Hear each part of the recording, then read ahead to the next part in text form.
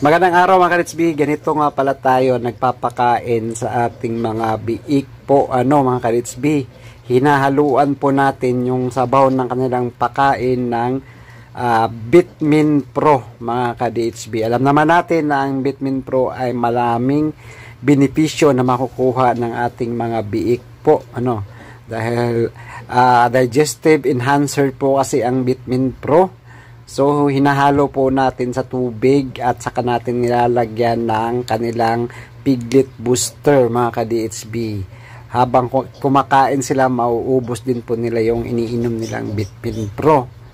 At binibigyan po natin ng mga biik isang beses po sa isang araw. Ang ginagawa ko po mga ka-DHB sa ating mga biik.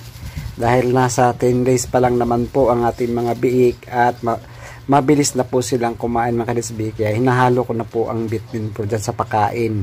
Depende po sa inyo mga ka-DHB kung saan nyo po gustong ilagay ang Bitmin Pro, sa pakain ba o sa kanilang iniinom na tubig mga ka-DHB. Sa akin, para makonsumo talaga nila yung Bitmin Pro, ay hinahalo ko na kaagad sa pakain nila dahil iniinom po talaga nila yung pakain nila.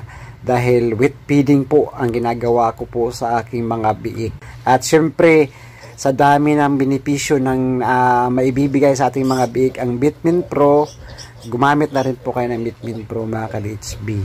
Pwede po kayong mag-order niyan mga ka-DHB, nandyan po sa ating basket mga ka-DHB.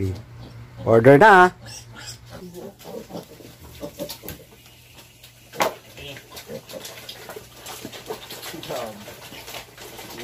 may mga tirahan mo.